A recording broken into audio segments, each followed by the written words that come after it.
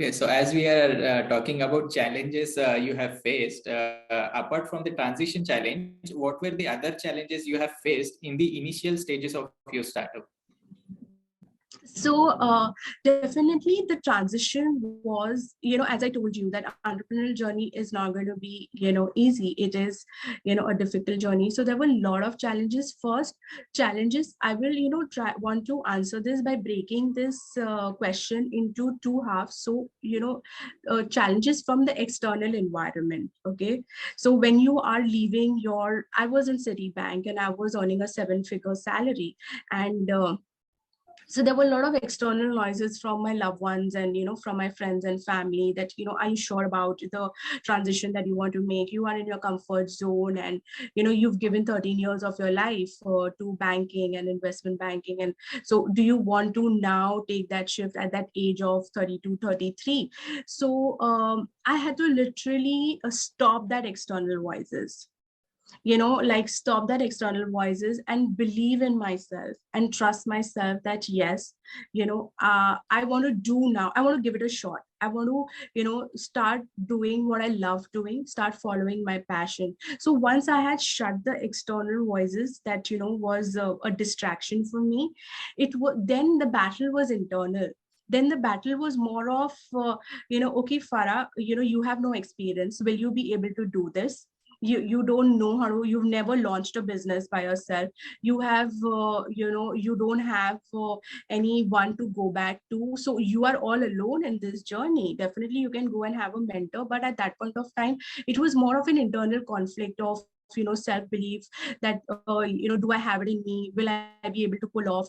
And so then what I did was I started working on my mindset. So there was a transition from a corporate professional to an entrepreneurial mindset. I started working a lot. I started reading books. I got mentors for myself, that really helped me work on my mindset, because when you have the right mindset is a key. Okay, so once your mindset is there that yes, it's going to be a difficult journey, and I was very prepared that I'm going to give 3 years of my life to this journey. I'm going to give my all out, because it's better that I fail than regret in my life, in future, that I didn't even try doing something different. So for me that was more important, that trying. And for me, I had reached a point where for me it was more important to live a life which is fulfilling, which is happy, and the impact that I was trying to make, then being in my comfort zone and earning that 7-figure salary. So that came through mindset, that came through working on my mindset. So that was the biggest challenge, the external voices, then your internal conflicts that you go through, and you work through them through mindset. That's what I think it really helped me to overcome these initial challenges. And then definitely, when you are entering a space and a territory which is so unknown, right? I didn't know anything about that coaching. I just knew, okay, it's a coaching industry, but I had to unlearn and relearn everything about the coaching industry. So I started researching about the industry. I started seeing how the industry works, what are the dynamics of the industry, and be more well prepared for what I'm getting into. So this is something which the way I overcome a couple of challenges. Yes, ma'am. uh, we talked about consistency, energy, passion, then right mindset, everything that an entrepreneur should have, and our audience would be delight to hear all these thoughtful insights from you. And another question, that network is one of the most important aspect when you are starting your own business. So how should one go and develop their network, which would be helping in developing their business? Okay, very, very interesting question, Ashish. I'm glad you brought this up, because I firmly believe that your network is your net worth. So, but at the same time, when you're starting your business, for me, what it worked on, so I had a, a very professional background, right? I knew a lot of people in BFSI, wealth management, investment banking. That was my experience. Into my entire network was there. And I was transitioning into a very different industry. So it didn't stop. And I honestly didn't know anyone who was even doing something like this apart from my mentor back in the States, right? I didn't know anyone in the industry back in India. So what I started doing is I started capitalizing on social media platforms. And when I told you that, I was researching, I started researching who are the veterans in the industry, who are the competitors in the industry, who are doing, who have established themselves in that particular industry. I started following them. I started learning from them and started connecting with them, that, okay, I want to get into this industry, like, so have those conversations with them. I started capitalizing LinkedIn. So, that was my starting point, in my research journey, while I entered coaching and consulting as a space. And then I started going to a lot of these network, started registering myself in, women entrepreneurship cells, where people, MSME space, where there a lot of event management is happening. And I would attend a lot of, events, where all the MSMEs have coming in to showcase their brands. So I started, going out on events, understanding the industry, so doing my research. So that's how my journey and my that's how I extended my network in the coaching and consulting space, like capitalizing on what I have. It's not always that, you will have a lot of, network around you. So that should not stop you from starting your business. Once you are in the business and once you started the business, the network will always follow you. Okay, Ashish is a new entrant, like Farah is a new entrant in the industry.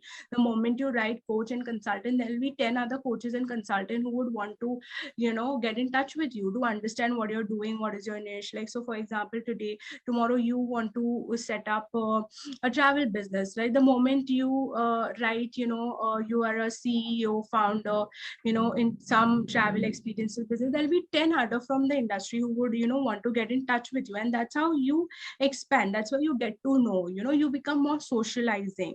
So having no network should not stop you. This is one message that I want to send across to people.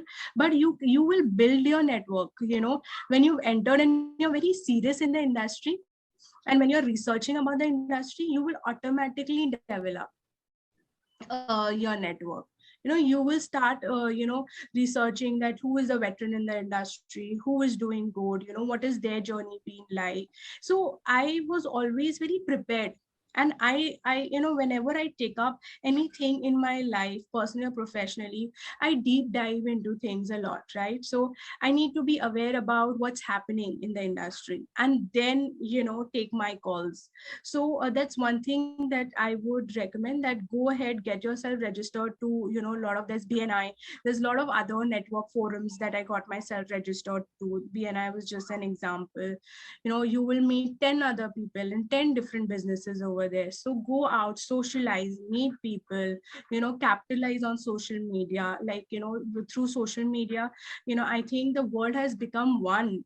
When we've seen that during pandemic, right? Like how everyone came together, and started helping. And we saw a sudden boom in what technology could do. So capitalize on technology, capitalize on the platforms out there, Facebook, Instagram, LinkedIn, Twitter. And you have the universe at your feet to, and don't hesitate to connect with someone, and say that, okay, I'm entering in this industry, please help. Ask for help, then only the help will come to you. You are no Elon Musk that people will follow you, right? People will want to come to to you. You have to go to people that I have that fire to excel. I want to grow, in life. Can you please help me? Can you please guide me? Can you please mentor me? And that, I think I just put myself out there in the initial 6 months to 1 year, connecting with people, understanding what they're doing, networking. And that's how I build my network. So that's coming from very personal experience, Ashish. Thank you, ma'am. Thank you for showing us the pathway to developing a network and strong network. Yeah. Thank you. So, ma'am, let's move to our next round, which is a rapid fire round. Okay.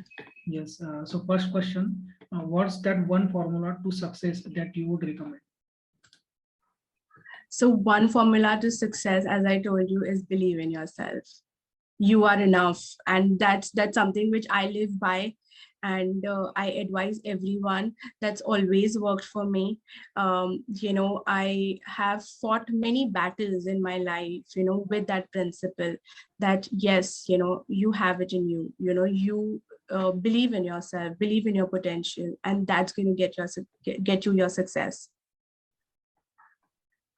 Yes, ma'am. And what is the one business advice you have received that have inspired you and also helped you along through your journey? So one business advice that my father would always tell me is that anything new that you take up, you got to have patience and perseverance. So patience and perseverance, I think if an entrepreneur lives by that, the journey becomes easier, because it's not that okay, you set up your business and it's going to be a boom, or a billion-dollar empire in a year or two. It requires a lot of you got to have that thick metal, that patience, that yes, it will happen. You just have to keep doing day in, day out, what's required to be done, and the end results will happen if you are consistent, and if you are focused, and if you are delivering what needs to be delivered. Yes, ma'am. Actually, patience is the key. Even I could Yes. personally relate to this. If I had more patience, I could have done more in my life. With this, ma'am, I would like to ask the next question. So, what's the best business book that you have read since in the last 6 months that you would recommend to our audience? So see, there are a lot of business books, there are a lot of strategies outside, like one of the best business books that I have read is Good to Great by Jim Collins. But one book that I really want to recommend is Atomic Habits, by James Clear. That's really helped me change the game in my business, because as an entrepreneur, you don't have a boss who's pressurizing you. You're all by yourself, right? So when you're all by yourself, you got to be very disciplined. You got to have very clear goals, very set goals that you are achieving. And to achieve those goals, you have to have particular habits. You have to form that good habit to achieve that goal, and it has to be your own effort. So the Atomic Habits helped me inculcate the good habits that I wanted to, and which I was failing in my early stages of being an entrepreneur. That book really changed me and helped me inculcate those habits, because I feel that's the key to success. Yes, consistency is there, focus is there, but if you, as an entrepreneur, if you don't have a routine, if you don't have your day plans, if you don't have a good habits which you have inculcated, you will not be able to achieve those goals that you are set out to achieve those goals. So yes, I think I would recommend everyone out there to read this book. Yes, ma'am. I myself have also read Atomic Habit, and that have helped me a Yes. lot in my daily habits. And I have also taken one line from that book is that we should improve 1% a day, which will give an Yeah. immense result in upcoming time. Yes, very rightly said, Ashish. Thank you, ma'am. With this, we will move to the next question. So, what would you advise to your younger self? So, it would be benefiting you in the right now. So to my younger self, I would say that go easy on yourself. I'm very hard on myself in terms of that, I set very audacious goals for myself. And, if I'm not able to achieve it, then, I get in that self-destruction or, space, or, in that self-doubt, or, that why it's not happening. So, I think while I was growing up, this is that one advice that I would give to myself, so that, yes, go easy on yourself. Okay. So, ma'am, next question would be, what have been your learnings from the pandemic that you would like to take for your life?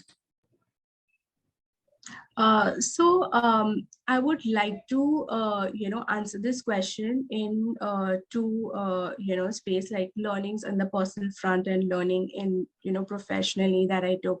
So in the personal space, one thing that, I realized is that, we really neglect the loved ones around us, right? We don't express our love and gratitude for them that, we have. So so what I was saying is that on the personal space, express your love and gratitude to, to your loved one, because life is so uncertain, we don't express it.